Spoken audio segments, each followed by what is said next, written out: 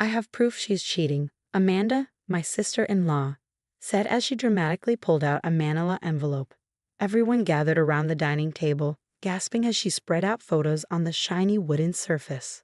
I sat quietly at the end of the table, sipping my water and watching. My name is Sophie Bennett. I'm 32 years old, and I was watching my husband's family try to ruin my 8-year marriage. The irony was hard to miss. The photos showed me meeting different men over the past month, having lunch, coffee, and even dinner. In each picture, I looked like I was having deep conversations, smiling, leaning in, and sometimes touching their hands. To someone who didn't know better, it looked bad. Look at these, Amanda said with excitement. While David has been working hard, she's been running around town with other men. She turned to my husband, who sat still next to his mistress, Jessica.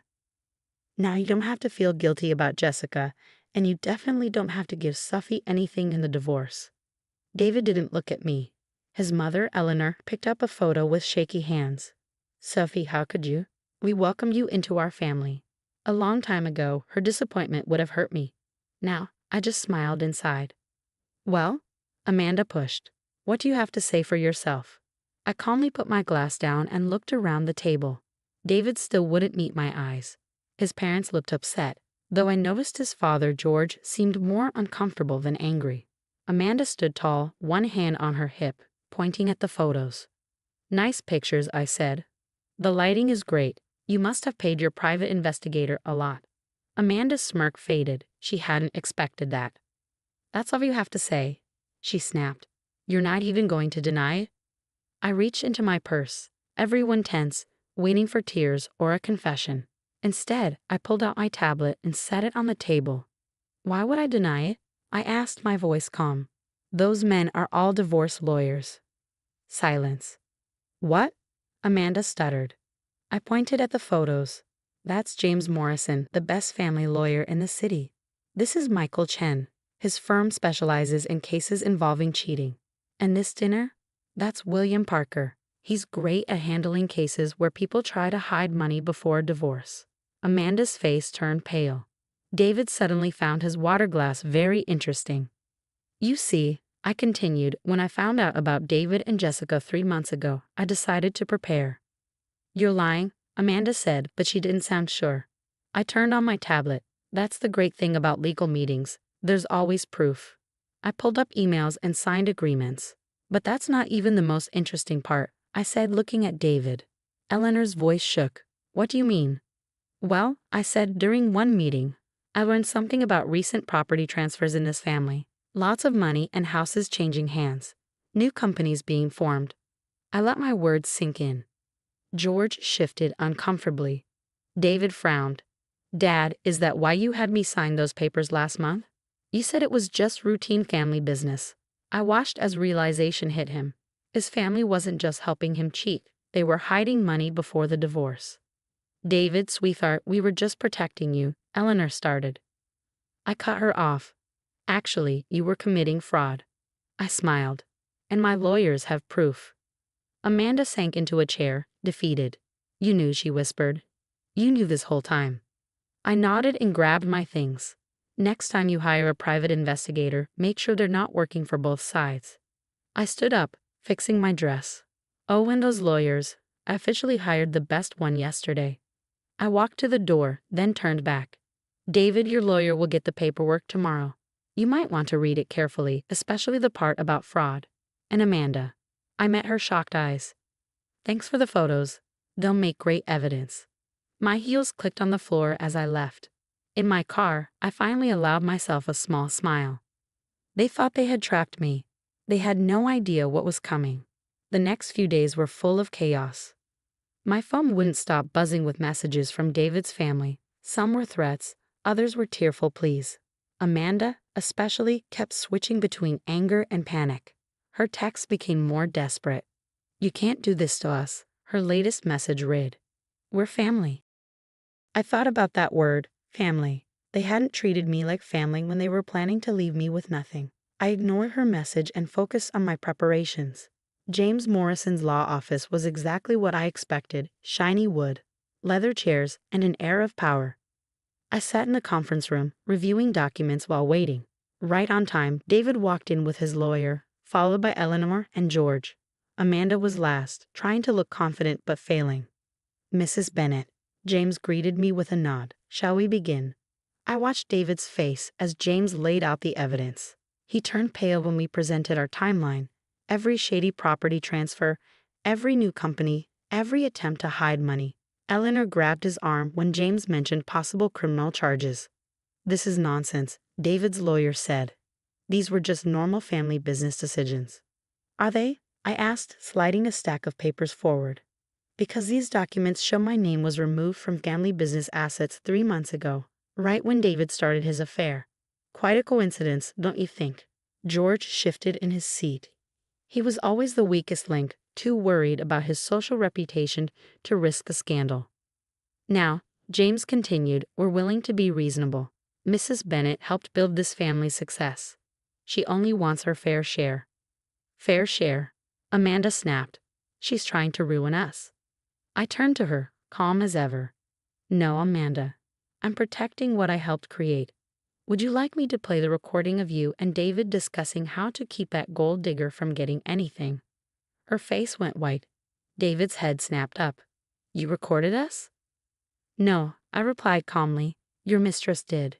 Jessica was quite helpful once I showed her proof that you were planning to leave her too, once you'd secured your assets." The room erupted into chaos. Eleanor was crying, George was demanding to speak to his personal lawyer, and Amanda was screaming about betrayal. Through it all, I sat quietly, watching my husband realize just how thoroughly he'd been outplayed. "Here's what's going to happen," James spoke over the noise, his voice commanding silence. "We have documented evidence of attempted fraud. We can pursue this criminally, or we can reach a reasonable settlement today. Your choice." David's lawyer requested a moment with his client. As they huddled in the corner, I could see the fight leaving David's body.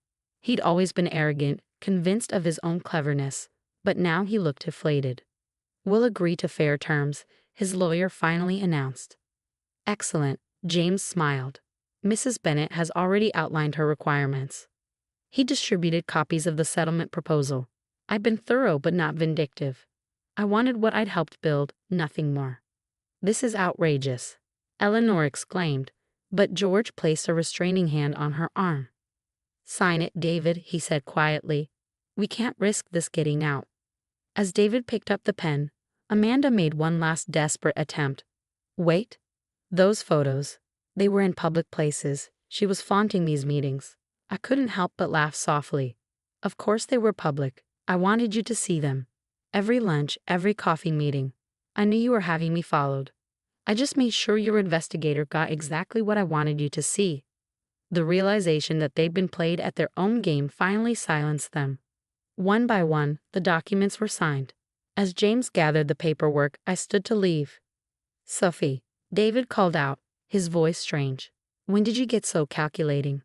I paused at the door. I learned from the best, didn't I? Family taught me.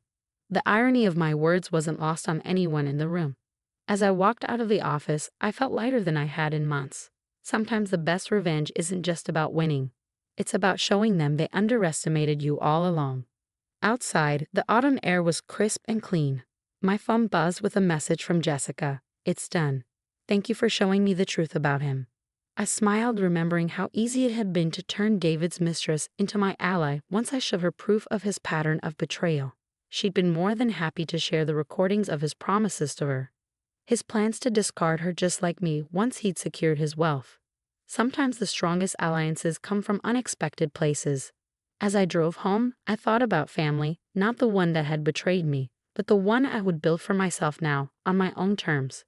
6 months after the settlement, I sat on the balcony of my new apartment, sipping coffee and watching the city wake up.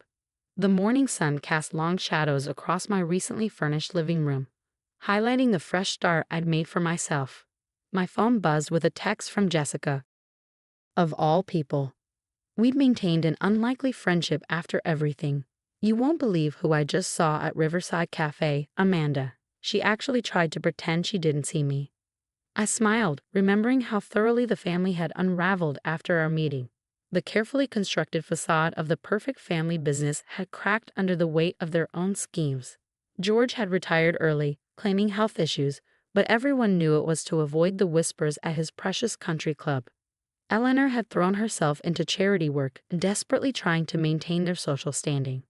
Amanda, perhaps, had faced the harshest reality check. Her role in the attempted fraud had cost her position in the family company. Last I heard, she was working as a junior accountant at a small firm, a significant step down from her former executive title. My phone rang. It was James Morrison. "Sophie," he greeted warmly, "just wanted to let you know the last of the transfers are complete. Everything's officially settled." "Thank you, James, for everything." "You know," he said, his tone thoughtful, "in all my years practicing law, I've never seen someone handle betrayal with such strategic precision. Have you ever considered a career change?" I laughed, but his words stuck with me. In outmaneuvering David and his family, I discovered parts of myself I never knew existed: strength, cunning, and an ability to see 3 moves ahead.